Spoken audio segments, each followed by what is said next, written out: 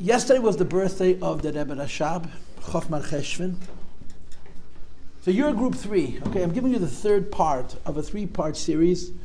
The topic is Tomchei Temimim, right? The Rebbe RaShaB became a Rebbe. When he became a Rebbe, first of all, the Lubavitch was quite small. The Lubavitch was very small, actually, because when the Tzemach Tzedek passed away, Chabad was divided up into 4 groups. Do you know this? When the Tzemach Tzedek passed away in 1866 is a long time ago. It's over 150 years ago. Lubavitch was divided up into 4 groups. Of those 4, the smallest was Lubavitch. The other 3 were much larger. Specifically, there was Kapust. Kapust was gigantic. Most of the Chassidim went to Kapust. There was another substantial group in Liadi, where the Alter Rebbe had lived at the end of his life. And then there was a group in Nezin, I don't know how to pronounce it, so we'll go with all the wrong pronunciations. Lubavitch was the smallest. The Rebbe Maharash built Lubavitch up a little bit. In other words, when he became a Rebbe, they say he didn't have a minyan. Imamish had no chassidim. But over the course of his Nesius, he developed Lubavitch a little bit. When the Rebbe Maharash passed away, the Rebbe RaShaB spent 10 or 11 years hesitating to become a Rebbe. It was a very difficult time. So when you add both of those things together, number 1, Lubavitch wasn't large to begin with. Number 2, the Rebbe RaShaB spent literally 11 years acclimating himself to his position. His father passed away in 1882. He became a Rebbe officially in 1893. 11 years minus 2 weeks after his father passed away, he walked into the shul on Rosh Hashanah and he sat down in his father's place, and they knew it was official. So whatever was left of Lubavitch also left. A lot of people left. So Lubavitch was reduced to a little trickle. The Rebbe RaShaB becomes a Rebbe, and he does what Chabad Rebbes do. Chabad Rebbes taught people Chassidus, and most importantly, they taught people how to serve Hashem, Avodas HaTfilah, right? Lubavitch was about Avodas HaTfilah. And there were people who came to Lubavitch to learn from the Rebbe RaShaB, to learn from the Elter Chassidim who were living in Lubavitch, the supporting cast, so to speak, of the Rebbe RaShaB, but it wasn't very big. And then the Frierdiker Rebbe gets married, and he made a yeshiva. What we now know from the Rebbe's journal, from the Rebbe's diary is, our Rebbe's diary, that the idea of making the yeshiva was not the Rebbe RaShaB's idea, even though that's how you read it in the Shlichus. It was the Frierdiker Rebbe's idea. In fact, the Rebbe RaShaB balked at it. He was afraid of it. The Rebbe RaShaB told the Frierdiker Rebbe, it's in the Rebbe's journal, Was, misnagdish shtik a yeshiva? Misnagde make yeshiva, so make Chassidim making a yeshiva. The Frierdiker Rebbe insisted on making a yeshiva, and as he said to our Rebbe, which is now in our Rebbe's journal, the yeshivas von der Sachen wird auf ausgepelt auf Chasana. Tomchei Temimim was a wedding gift to the Frierdiker Rebbe. The Rebbe RaShaB was hesitant. The Rebbe RaShaB gave a wedding gift. The Frierdiker Rebbe was, when he got married, 17 years old. At that tender age, he already had an incredible vision of leadership and of the future. And he said to his father, we need a yeshiva. Now that yeshiva, the Talmidim of that yeshiva were the Rebbe RaShaB's Talmidim, but they were the Frierdiker Rebbe's army, which explains why it was the Frierdiker Rebbe more than the Rebbe RaShaB who wanted the yeshiva. Do you want to say something? Yeah. If we didn't have yeshivas, where did we work? You have to understand. Today, there's such a thing called the Mesnagdish yeshiva. You go to such a yeshiva, chances are they're going to talk you out of Davin Nusach Sfard and Nusach Ashkenaz. It wasn't that way in the old country. They were yeshivas. The Rosh Yeshivas were Elamisha, they were Litvisha, Talmidim of the Vilna Gaon, But in those yeshivas, they taught you alumnus. Nobody taught you how to think. It was a normal thing in those yeshivas to have a high percentage of Chassidish Bachrim who Yom Tov, they went to their Rebbe. It wasn't only Lubavitch, it was a lot. And oftentimes, even the non-Chassidish boys, when it came Yom Tov, and by them in the yeshiva, it was kind of boring, and they would go with their friends to check out different Chassidus and to see how they behave. So, the typical boy in those years, most boys in those years, B'chal didn't go to a yeshiva. Most boys, by the time they were bar mitzvah, were done with learning. It's not like today. Bar mitzvah, you went to work. There was no yeshivas, unless for the best bachrim. And those who did make it in the yeshivas learned in regular yeshivas. They were not Chassidish yeshivas at all. They were just taught them Torah. And that's how it was in Lubavitch. Boys went to learn in these yeshivas, and they would come to Lubavitch for a year or two to learn Darkei Chassidus, but there was no yeshiva. The Tomchei Temimim was a very big chiddush. So the Rebbe made a yeshiva. The Rebbe RaShaB and the Frierdiker made a yeshiva. When that yeshiva opened, it was small and only for older boys. Older boys means really young men in their 20s who were academically self-sufficient. In other words, the boys who came to learn in Lubavitch, those early years, 1898, 1899, 1900, they didn't have teachers. They were on their own. They came to sit in yeshiva. The chiddush of Lubavitch was that they gave them room and board. Because in most yeshivas in Russia, if you were a yeshiva bacher, the only thing the yeshiva gave you was a seat and a bismedrash and a shir. And you had to provide for yourself. So the bochum came from home with a little bit of money, and they would rent a room or bed, and they would eat however they ate. A lot of these bochum were meis nefesh. They didn't have a lot of money, and it was very hard for them. But the yeshivas didn't provide you with room and board. They gave you a place to learn. That was it. And shiurim, Rosh Yeshivas, who were very, very big go'onim, very big talmidei chachamim, who taught them, who developed their minds in limud. Lubavitch, that was never very comfortable. Trust me, Lubavitch was, by today's standards, they would have condemned it. But they did give them places to sleep and food to eat, and where necessary, they even gave them clothing. But in terms of limud, the bachim were on their own. So the early bachim who came to Tomchei Temimim, nigla, they were on their own completely. Chassidus was new to them. They'd never learned Chassidus. So they had mashpiim who taught them Chassidus, and they had mashgiachim who made sure that they came on time, who policed them. And the Rabbeim themselves, the Friedrich Rebbe, I was saying to the girls yesterday, imagine being in a yeshiva where your mashpia is the Rebbe. It sounds cool, but if you think about it twice or three times, you know what, I can't be so close. You know what the Rebbe is your mashpia? Rebbe teaches you every day about your life. The intensity could make you explode. It's how I imagine it. It's my imagination. The early Bachrim Tomchei Temimim, that's how it was. The Rebbe RaShaB, he didn't call them Bachrim, he called them children, as if they were his own kids.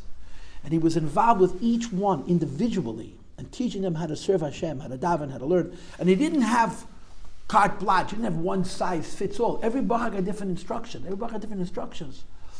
And this is why you hear stories about those early years in Lubavitch, where you had Bachrim who lived 100 years ago, who served Hashem in the Madrega of the Chassidim and the Alter Rebbe. That's how it was.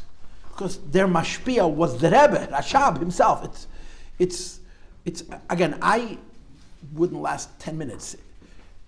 It's great to have a Rebbe, but this sounds blasphemous, but it's true. To be very close to a Rebbe, you got to be very, very, very holy. And you have to be able to take criticism, wow. Because you're next to emes. Emes doesn't mean to be mean, you can't help it, you know? And in Lubavitch, the Rebbe RaShaB, in the early years, the first 5, maybe even 10 years, the Rebbe RaShaB was sort of the mashpia of the Bachrim. And he raised some of those Bachrim up to such levels, like Madregas of Tzadikim. Gor Gohoibim. I'm sorry? I didn't hear. Anyway, but as time passed, they changed the rules. They started letting in younger Bachrim. They started letting in people who needed teachers. They started letting in people who were not on such high levels. And they became a real yeshiva. Tomchei Temimim, between the time it was founded and the Bolshevik Revolution, which is about 20 years. It was founded in 1898. The Bolshevik Revolution was 1917, the end of 1917. During those 20 years, by the time, in the golden era of Lubavitch, there were hundreds of Bachrim in the yeshiva. In addition, they made different branches in different cities. And some of the graduates from Tomchei Temimim in the cities where they lived opened up branches of Tomchei Temimim. So it began to become a real institution, a real organization with many yeshivas and hundreds of talmidim. We know the names of a handful of them. We don't know the names of all of them. And we know the names of the greatest amongst them. And we know the names of the ones that the Rebbe RaShaB and the Rebbe RaYatz were involved in incredibly personally. There's a lot of stories about individual people who learned in Lubavitch. And I don't want to do that today. Maybe I'll do it on a different occasion. To just talk about individual personalities who learned in Lubavitch. What I want to describe is the evolution of the yeshiva from a perspective of academics. When the yeshiva opened, it was only, like I said, for big Bachrim who were self-sufficient. After a few years, they began to lower the standard, and they made what we would call today a high school. They called it chadorim, younger years, younger boys. The boys in the chadorim needed teachers. So they started to hire teachers to teach nigla. Yesterday I was telling some of the Rebbe's girls, there's a letter from the previous Rebbe and the Rebbe RaShaB, they're exchanging letters, where the Friedrich Rebbe writes to the Rebbe RaShaB, we need a Rosh Yeshiva, we need a teacher to teach the boys how to learn. And the Rebbe RaShaB writes back to his son a fascinating letter. The content of the letter is that 50 years ago, and the letter was written 120 years ago, so by today it's 170 years ago. 50 years ago, when a boy went to yeshiva, he had such dedication to his teacher, he had such bittul to his teacher, that his teacher would teach, and he would review the shir, study his lectures, with such fineness and such dedication that simply by listening to the lectures of their teachers and processing them, they developed a skill in learning. And the Rebbe says it's no longer true. This is 120 years ago. Kids don't have that much respect, they have that much patience, they don't have that much diligence. So giving them teachers to tell them what they're thinking isn't useful. What we need to do instead, says the Rebbe, is provide them with Mashgiach. And he explains what that means. A Mashgiach goes from table to table and talks to the boys where the boys are holding. Instead of raising the boys to his level, he should come down to their level and talk to them where they are. This is the only way you can actually help kids grow. I showed this once to one of my Rosh Yeshivas. He got really, really upset at me. He was a great Rosh Yeshiva, but when he gave a shir, it was way over our head, and we had to study it. We didn't always understand it, so I showed him this letter. He got really upset at me because what the letter is saying is, if you're going to talk over Bachram's head today, you're just going to put him to sleep. The reason that Rosh Yeshiva does it is he wants to raise the Bachram up. I'm going to say something which is going to blow your mind. Sit and study it and try to figure it out. And in studying it and figuring it out, your mind will open. But you have to have a lot of patience, a lot of dedication for that. So the Rebbe RaShaB said, instead of make a Mashgiach. Now understand how it looked in Lubavitch. Lubavitch in the good old days, and I hate to use that expression because I think the good old days is today. I really mean that. You're the only thing that matters. What was. This is the future. You, every person in this room, and the midst of the homes you build, this is the future of the Jewish people. It's very serious. Anyway, so in those times, the yeshiva had what's called shulchanos, tables. I'm assuming a table was either 8 or 10 feet long and maybe 2 feet wide. And every table must have benches. I doubt they had chairs in Lubavitch. And on the average table, you had 8 or 10 bachrim sitting. And you could have 20, 30, or 40 tables, which means you could have had theoretically 300 or 400 bachrim sitting in the zal. It was a big, big room. It was full. Every single table was learning a different subject. It wasn't like now, where every boy in yeshiva they're learning Masechta Gittin in the yeshivas. In 770, they're learning Eidah Deya. In Lubavitch, every table was something else. The Rebbe RaShaB said, I don't care if every bachar does something different. The only thing I want is that all the boys sitting at one table should be learning the same thing so they could have pilpul talmidim. The Rebbe wanted boys to talk to each other. So if you, in other words, there was a table designated for Baba Metzia, the table designated for Bracha, the table designated for Shabbos, a table designated for Pesachim. There was a table designated for Eidah Deya, which is Smicha, or for whatever it was. And if you sat at that table, all the other boys at the same table will learn the same thing. You chose what table, right? You chose where you wanted to go. But you had to talk to your friends. That was the concept. The Mashgiach went from table to table. It's like going from world to world. This table is Masechta Pesachim. This table, and you don't have time to prepare. You have to answer the Bachrim spot on, and you have to be ahead of them. So to be a Mashgiach and Tomchei Temimim, you basically had to know Kol HaTorah Kula so well. All of it. Whatever there was to know. That you went from table to table to table, and each table you went to, you were able to talk to Bachrim what they were holding, and teach them. Not say, well, let me think about it. I mean, you girls are not learning in yeshiva, but very often you go over to your Mashgiach and say, what's the pshat in the Gemara? I'm not sure. Thank you very much. That I know already, To be proficient, to know the subject well is a big deal. And to know 40 subjects well is virtually impossible. Today, it's very hard to find such people. And that's how it was in Lubavitch. They didn't have Rosh Yeshiva, they had Mashgiachim. The Mashgiach went from table to table, and he had to talk to every single group where they were holding. And there's a very, very famous story of one of the great Gedolim who came to Lubavitch for a Rabbi. He came to Lubavitch to look for a job. And he was a very, very big Gaon. He was a wonderful Jew. He had very interesting relationships with Chabad Bechlal, which I'm not going to get into at the moment. But he was not a chassid. He was an Elumish. He was a very big Gaon. And they brought him to Lubavitch to be a Mashgiach. So he had to go from table to table. And you can imagine what it must have been like. Literally going from one Masechta to another part of Shulchan Aruch, and he knew it all. He passed with flying colors. He was such a big Gaon that he knew it all. He was expert at all of it. And he looked like a good candidate because the amount of scholarship this man held in his brain was extraordinary. But I'm not going to say his name. I mean, it's not a favorable thing. It was. I'm not going to say. Everybody knows who he is, but you'll have to find it out from somebody else. Anyway, at the end of the day, they asked him to give a shiur, to speak to all the bachrim. So he stood up to speak. Learned Kent. He was a big scholar. And in the middle of his shiur, he rolled up his sleeve and he said in Yiddish, now we're going to attack that Rambam. That's how he expressed himself. Which isn't the worst thing in the world. It really isn't.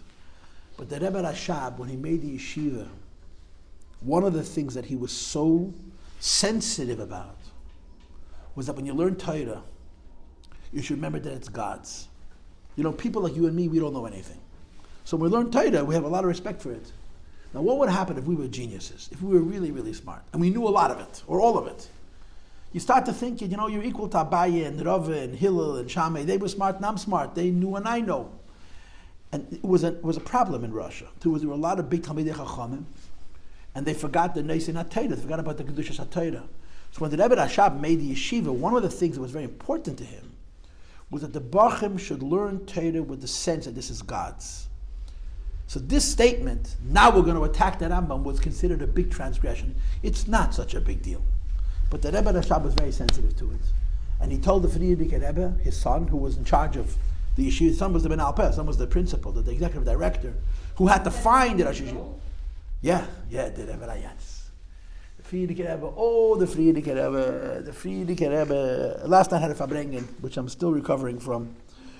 And what if I bring, it's Rebbe RaShaB's birthday, right? What if I bring about the Frierdiker Rebbe? I'm sorry you asked the question, but I'm going to respond. You read about the Rebbe RaShaB's own life, and you read about how he raised his own son, and you don't understand it. The Rebbe RaShaB worried so much about his own avodah, his davening, his learning, his midas, his good character. He worked on himself and he worked on himself. He hated himself because he wasn't good enough. His own son, Ben Yachad, one boy. That's all he had. At the age of 15, 10 plus 5, 15 years old. That means, in other words, you were all older than him. He gave him away to the Jewish people. He donated the Frierdiker Rebbe to the Jewish people. Frierdiker Rebbe didn't have a life. His childhood was terrible because his father was constantly sick. Frierdiker Rebbe writes in the Sichim, to the ages of 9 and 11, I didn't have a father. At the age of 9 and 11, I didn't have a father. And at 15, his life was over. The Rebbe RaShaB took his 15-year-old boy to the oil on his 15th birthday. Yud Bis Tamas Tov Chodesh Nun Hey. He said, I'm taking you to the Akedah. That's a serious thing. You know the story about the Akedah, right? It's in a familiar book. It's called the Chumash, yeah? The Akedah. Last week, I'm taking you to the Akedah. What's the Akedah? The Mimesa Nefesh for the Jewish people. So when you read the story, I verbringed with men last night. I said, I don't understand. How do you raise yourself? And you concern yourself with davening and learning, and your own son, you're nothing. You just worry about others. There's a famous story. This is all a digression, and I don't know who I'm talking to, but I know the voice came from that neighborhood, whoever the voice came out of. The Rebbe RaShaB once asked the Frierdiker Rebbe, we're working on a project, and the Rebbe RaShaB says to Frierdiker Rebbe, it's almost Rosh Hashanah. I have to get ready for Rosh Hashanah. So you keep doing it, I'm going to get ready for Rosh Hashanah. So the Frierdiker Rebbe says to his father, and what am I, chopped liver? I don't have Rosh Hashanah, only you have Rosh Hashanah. You're telling me I should keep working on this project. You're going to get ready for Rosh Hashanah. Ich darf sich nicht gehen in Rosh Hashanah. So the Rebbe RaShaB told his son, the Frierdiker Rebbe, ich will nehmen mit dich auf den Wagen. Wherever I go, on my wagon, you'll go with me. But when you read the story of the Rebbe RaShaB and the Frierdiker Rebbe, it's striking the way he raised himself and the way he raised his son are polar opposites. And it almost seems not fair. It almost seems like, well, I don't understand. You needed to daven, you needed to learn, and your son is what? 15 years old, he's a public servant. The Torah says that Rebbe RaShaB saw what the Frierdiker Rebbe was going to be when he became a Rebbe. The Rebbe RaShaB spent 25 years preparing the Frierdiker Rebbe for his job, which was to serve the Jewish people through Gehenim. So yes, you asked the question, 15 years old. At 15 years old, the Frierdiker was pushing around men twice and 3 times his age, and they listened to him because he was no 15-year-old. He was a lion. He was a lion. So the Rebbe RaShaB says to Friedrich Rebbe, he's a gewaldiger God. This Rosh Yeshiva, he's a very big God. But we cannot have him in Lubavitch. So the Friedrich Rebbe says, we need to fill the position. Where are we going to find a candidate? A person who can move from table to table, 300, 400, 30 or 40 sugyas in the whole Torah, can speak to every bacher as if he's busy with that sugya. It's extraordinary. And we're going to let him go because he rolled up his sleeve against the Rambam. So the Rebbe RaShaB said in Yiddish, it's a story that Chassidim told. The Rebbe RaShaB said, "As a Bär steht auf Winter in den Schlaf, und der gewinnt nicht was essen, legt de eigene Lapis," which means a bear wakes up from his winter sleep and he can't find any food, he licks his own paws. Which meant to say, you're right, we can't find a Rosh Yeshiva. Let's take one of our own students and give him the job. And they did that. They took a younger man who was a very, very big Talmid Chacham. His name was Shmuel of Badasov. I don't know much about him, but he was a very, very big Lamdan, and they gave him the job. So he was able to do that. He was a Tomim and Yeshiva. So there's a story with him also, which is really interesting to tell. He was the Rosh Yeshiva. He gave the Shia to the younger Bachram. I explained to you before, big Bachram didn't really have a Shia. When you were past high school age, what we call today Beis HaMedrash age, Yeshiva Gedela, you sat in the Beis Medrash and you learned. When it was necessary, the Mashgiach would go around and talk to you in learning, but there was no really a Shia. But they were called the Chadarim, the high school age kids, Masifta age, which was probably from the age of 12 or 13, they did need Hadracha, so they had Rosh Yeshiva. So this Shmuel Badas over gave a Shia to the younger Bachram. One of the boys in his class was our former Rav, who I remember as a boy, Rabbi Shimon Dvorkin. He passed away in 1984 or 85. Rabbi Shimon Dvorkin was a big Talmid Chacham, he was a big Lamdan. He was 14. He was sitting in a classroom. And the Seder in Lubavitch was as follows. They built a building for the younger boys, the Chadarim, and the classrooms were designed in such a way that the door was behind the teacher, and the door had to be opened. They couldn't keep it closed. Today, if this door's open, there's so much noise from the hallway, it's a machaya. But in Lubavitch it was quiet. So the door to the hall was open, and the teacher has his back to the door. The reason they did this is because the heads of the school would walk by and stop and listen, and the teacher didn't know that they were listening. Anyway, this Shmuel Badasov comes to class one day, unprepared. He didn't prepare class. He gets up to teach the boys, but he was sharp as a whip. He was very quick. He could make it up as he went along, which I assure you is not an easy thing to do. And all of it, he looked at the Bachrim in front of him, and everyone's sitting very straight, and everyone's holding their pencils and taking good notes, even the guys who slept through the class. And he understood from the faces of the Bachrim that behind him is standing the Rebbe RaShaB himself, the Miyasar of the Yeshiva. The Rebbe is in the doorway. He showed up that one day. It's always that way, right? The one day that he was unprepared. So he's not allowed to turn around, right? He has to make believe he doesn't know. And he's unprepared.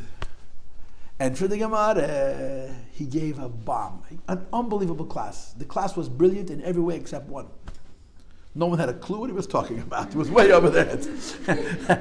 When you're not prepared, that's what you do. He was talking to 14-year-olds, and they were probably better than the boys in Oltei at 14. But still, he gave a shir, was brilliant. Rabbi Zalman Shimon was he was very smart. He understood it, but most of the Bachim were overwhelmed. And everyone behaved because the Rebbe was standing in the doorway. Anyway, you understand yourself, he didn't fool the Rebbe RaShaB. The Rebbe RaShaB called him, and the Rebbe RaShaB reprimanded him for being unprepared. And he said to him in Yiddish, he says, if this would be a Mesnagdish Yeshiva, we would celebrate your genius. You gave a shir like that. I know you were unprepared. I know, it was obvious. He said other words, which I'm not going to say, but he spoke to him in Yiddish. Ba'uns machmen der Razeh, he said. But here, we push you aside. Meaning, how do you come to class unprepared? They didn't fire him, but he got the message. You don't come to shir unprepared. So this is what happened in the yeshiva in Lubavitch. It became a big established yeshiva with many, many, many talmidim, and not all of them were big, goinim, and not all of them big tzaddikim. We know the names of the Temimim who during the years of Stalin, Yimach Shmei, were Mesa Nefesh. But a lot of them were lost. I saw an interview about 30 years ago, when the Soviet Union came apart.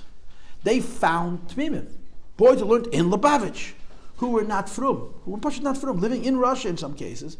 And they did interviews. I talked about an interview with a guy who learned in Lubavitch. He knew the names of a bunch of Bachrim whose names we know, whose names we don't know.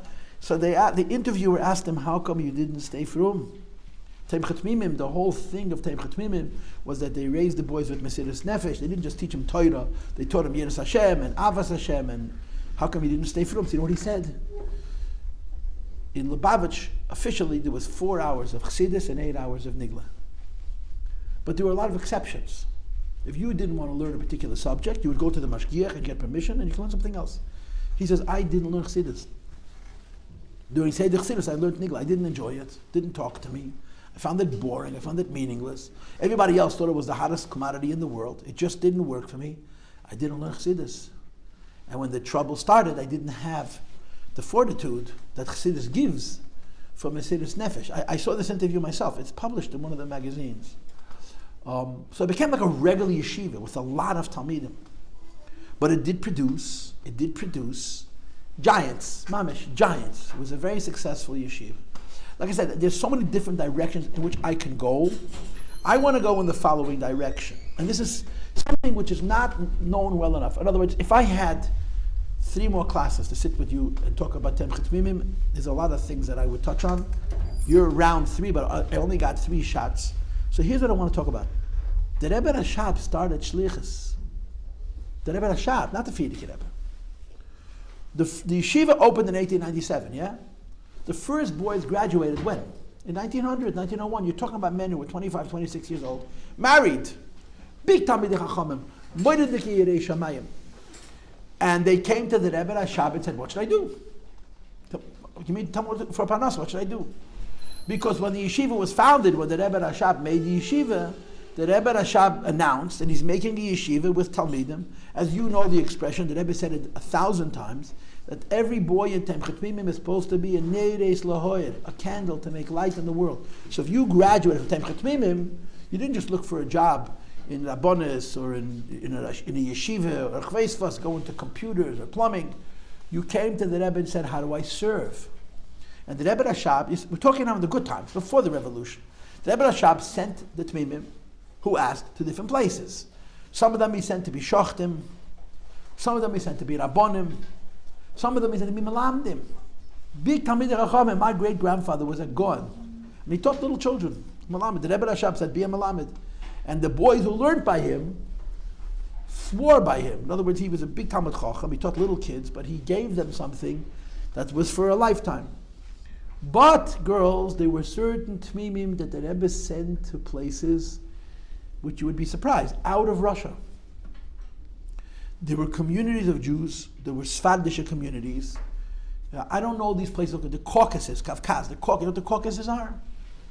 What the Caucasus are? What the Caucasus are? It's the edge of between Europe and Asia and the Black Sea, or whatever it is. I think it's the Black Sea. It's between mountains. Georgia is in the Caucasus. Armenia is in the Caucasus. They were Yidden living in the Kafkaz.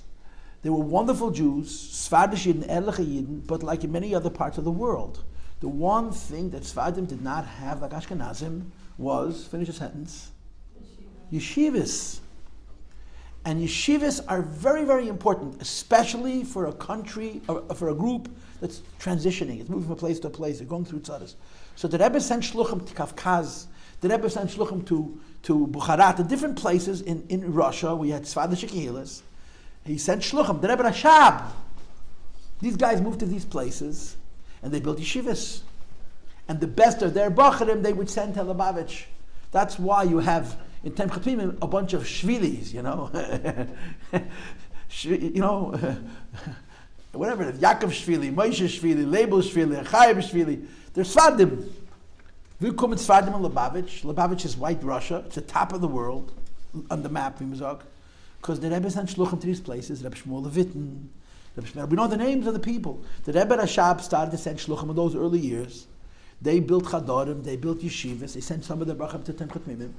And the hatzalah, the amount of success and hatzalah, saving of communities of Jews that Tomchei Temimim did in those early years is much more than people appreciate. We know Shlichus from the post-Holocaust world, from America, which is historic. I mean, the Shlichus that we know is going to be spoken about by the Jewish people in 1,000 years from today, what the Rebbe, the Frierdiker Rebbe, did in America. But the Rebbe RaShaB also sent shluchim to different places, and they had considerable success. They built communities. At that time, when the Rebbe RaShaB sent Bachrim to these places, to these places, it was hard to understand why it was so important. But when the revolution happened and the tzaddik started, and Jews had to hang on, to Yiddishkeit by the tips of their fingers, the importance of these shlichusim became very, very, very apparent. And like everything else in that generation, there are names of people who we don't know. There are names of people who we don't know. Temimim, who had unbelievable Mesiras Nefesh then, in the lifetime of the Rebbe RaShaB, in the various places where he sent them to. A lot of them died, a lot of them were killed, a lot of them suffered.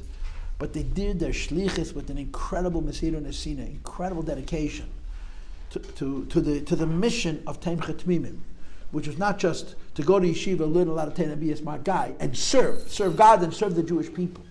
And that was the mandate, that was the mission of Tomchei Temimim. I'm going to tell you the name of one man who's extraordinary, really, really extraordinary. His name was Rebbe Zelig Slonim.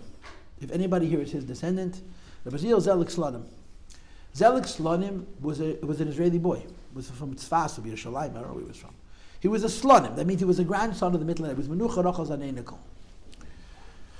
His father was a Lubavitcher. And his father died when he was very young, a little boy. And his mother remarried. But her second husband was not a Lubavitcher. He was some other Chassidus. And she knew that her deceased husband, her first husband, would have wanted that his children should get the Lubavitcher Chinuch. She had been the greatest Mesiras Nefesh. A mother took a 14-year-old boy, went on a ship, traveled from Eretz Yisrael to Europe, came to Lubavitch, and when she came to Lubavitch, she was treated like family. Her first husband was a Slonim is Schneerson. She stayed in the house of the Rebbe Tzedivka. They were treated like family. She deposited her 14-year-old boy and went back to Israel. He stayed there for about 10 years till he got married. And he was a Lubavitcher. He was through and through a Lubavitcher.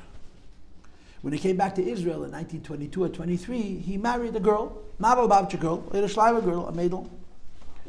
And it seems to me, from everything you read about him, that he had Chevraman written all over him. If he had been a businessman, he would have been a billionaire. He was he was incredibly resourceful and capable and ingenious and not afraid. So he started a business. He writes to the Rebbe RaShaB, to Frierdiker Rebbe, that he got married, Baruch Hashem, had a beautiful Baruch Hashem, he got married, and he bought a machine, starting a business. This is 1922. And the Frierdiker Rebbe writes him a letter. And writes him as follows. He says, you learned in Lubavitch. Lubavitch has a certain mandate.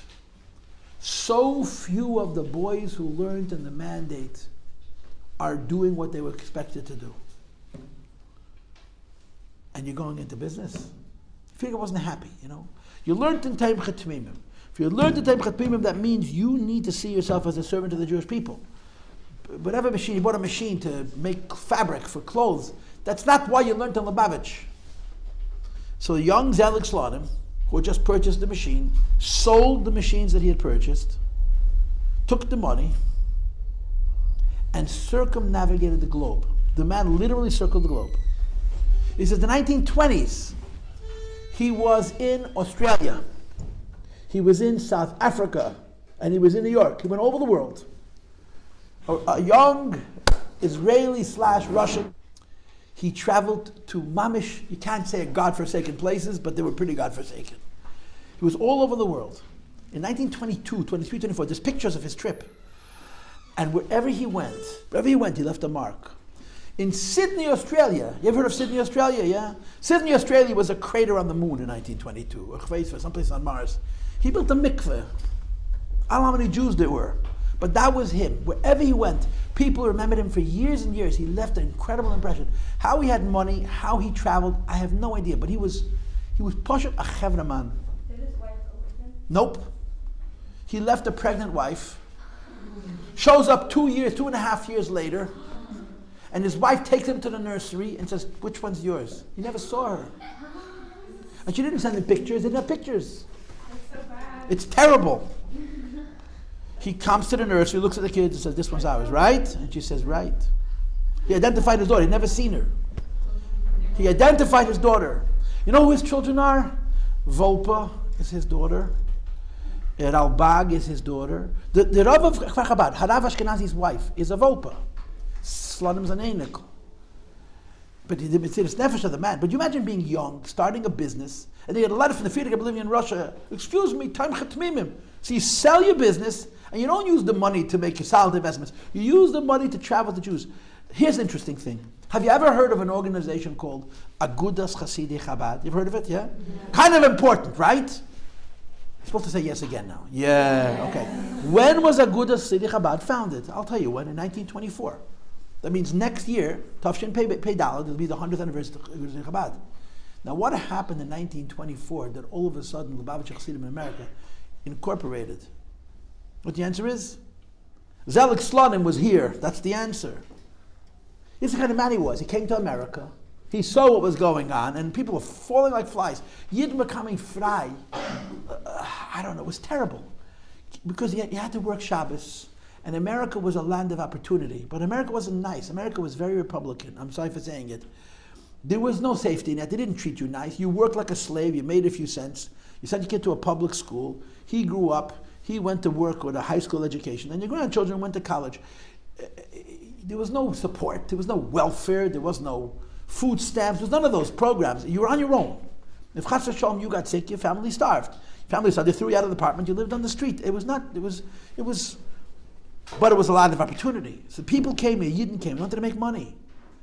So everything else was forgotten. The kids went to public school. Why? Education was free. The kids were going to speak English without an accent, and all they wanted to do was be good Americans. And the Yidden were falling like flies. And Zelig Slonim said, we need to make an organization. People belong to something. So in 1924, he came to New York. He wrote a letter to the Friedrich Rebbe who was still living in Soviet Union and says, do I have your permission to incorporate Chassidim in America under the label of Agudas Chasidei Chabad? And the Friedrich Rebbe said yes. He founded Agudas Chasidei Chabad in America. Or you could almost say, he created the model. Agudas Chasidei Chabad was later established in Eretz Yisrael. And then, of course, when the Rebbe came here in 1940, it was re-established here. But Agudas Chasidei Chabad was the brainchild of this Zelig Slonim, a young guy who got married, and like I say, he left his pregnant wife, and traveled all over the world, and wherever he went, he left a mark. He came back to Eretz Yisrael. The Rebbe always kept him busy. He was a big chassid and a big chaverman. For many, many years, he was the sole head of the Kerel Chabad. He Pashat helped people. Pashat did Toivus Yidden. He built a neighborhood in Yerushalayim by himself. A whole neighborhood. Chika Chabad built all by himself. He had no money. His son-in-law happened to work in a bank. And his trust, his nemonis, Zelig Slonim's nemonis, the bank would give him a loan on his word. No collateral, no co-signers. His word was so good. And he borrowed a lot of money, he built a shikun, and he was agonizing, and his son-in-law says to him, Shved, what are you working as hard on? He says, I'm trying to figure out how I could sell the apartments for 1,000 liters less. And his father says, I don't understand. Charge a little more and you'll be able to sleep. You know, what do you mean? It's the kind of man he was. He learned the Lubavitch. Tomim, finished. It's just one example, but there are hundreds of examples of people who learned the Tomchei Temimim, they got the message of Tomchei Temimim, and they dedicated their life to Klal Yisrael. I want to tell you one more story that I'm going to stop, because I have to stop. I'm supposed to stop now officially. I think my class ends at 11:20, maybe 11:25. This story, I can't get over. I've told the story 100 times. I'll tell it 1,000 times more. I'll never get bored of telling it. There was a Jew named Heschel Zeitlin. There may be his grandchildren in the room. There's Einiklach in the room? You're Einikl. Your last name is Zeitlin? Heschel Zeitlin lived in Montreal. He had an older brother. I forgot his name. They came to Montreal. Their parents, his father had been killed by Stalin. His father's name was Aaron Lazer, Aaron Eliezer Zeitlin, so they each have an Aaron Lazer. There was a Yid in Sas who also passed away young. Aaron Lazer Zeitlin was his son. Heschel Zeitlin was a shoichet. and a very, very Chassidish Yid. When the Frierdiker Rebbe saw his picture, the Frierdiker Rebbe said, "Azaydin upon him." The Rebbe liked how he looked. He looked beautiful. He lived in Montreal. He passed away young. He passed away in 1988. I don't think he was 60. He passed away quite young. Heschel Zeitlin had a story that everybody knew. That when he was a boy of 13, 14 years old, they had Tomchei Temimim in Berdichev, in an attic. You understand? In 1937, to have Tomchei Temimim in your city was dangerous, in your shul, forget about it. There were 7 or 8 boys hanging out in Tomchei Temimim in Yeshiva. And we know their names: Follow Volshansky, Chatzkel Brod, Heschel Zeitlin. No, the Mchol was the one who organized it. He was older than them. Oyarbach, there was a Yid Oyarbach. One of them was a Pevner, and there were 7 Bacharim who we know who they are, who were learning in the Yeshiva in Berdichev. It was a Chavdala Tevis. They made a Fabrengen. The KGB came in and arrested all of them. Their teacher, who was a Tomim, the Meishe, the Rubinstein, very good, very. And Michal's Teitelbaum swore up and down, right, left, and center, everything's going to be okay. His kid's up in jail, 14 years old. They spent, after they were let go from jail, they didn't let him go home. They had to go into a orphanage, into a reform house. And they snuck in a pair of film. Each day they would go out and put on film one by one. They stayed there for months until they found the opportunity and they stole them out. And they couldn't go back to their families. They had to find new places for them to live. So one of them was killed by the Nazis. There was a Pevner who was killed by the Nazis. The rest of them came out of Russia, and the Fallbrook vanishes. Disappears. Now it's 1991. Heschel Zeitlin is passed away 3 years. The phone rings in the Matter Rosh Yeshiva in Moscow, and Adam lays at Zeitlin, Heschel's son, picks up the phone. Hello? And he hears a voice on the other line. Das Retter Fallbrook. Now he knew the name of the Fallbrook because his father had told him about this 14-year-old boy who didn't come from the Lubavitch, who learned the Tomchei Temimim, who was arrested with them in Berdichev and disappeared. I live in this place, thousands of miles from Moscow. Ich habe gehört, als kann schaffen, Achsidische Kapara. Achsidische Kapara. What is Achsidische Kapara? I have a shaykhit, but he's a misnagid. I want to do me a favor, Achsidische Kapara. So Adam Laser says to him, when ich heiss Adam Laser Zeitlin, and my name is Adam Laser Zeitlin. So the Fallbrook said, do you know Heschel Zeitlin? He says, he's my father. And you could feel the electricity going through the phone. And he had to tell him that his father had already passed away.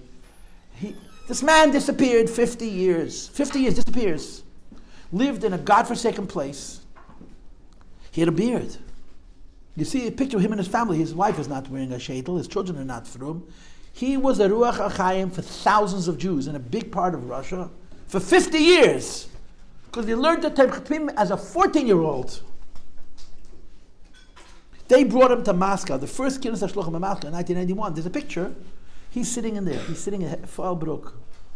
It's a crazy story. It's a Meshuggah and Maisa. It gives you an idea what Tomchei Temimim planted in the hearts of people. You know, the Yifmasiris Nefesh. The tragic end of the story was that they made plans for him to come to the Rebbe. He passed away right before he flew. I want you to know, I was in Russia a little before then, and I have a relative. His name was Rebbe Getche, my father's first cousin. And we begged Rebbe Getche to come to the Rebbe. We begged him to come to the Rebbe. He was afraid. He was afraid. A lot of the Elter Chassidim, when the opportunity came, they flew to New York. Malta Lipschitz flew here. Rebbe Getche he was afraid to see the Rebbe. I couldn't understand it. We begged him and we begged him. I was in Russia twice. And I begged him to come see the Rebbe. I begged him and he wouldn't go. I don't know what the pshat was, but this is the Fallbrook. They made plans. And this is the Kayach of Tomchei Temimim. This is the Kayach of Tomchei Temimim. Okay, girls, I'll let you go.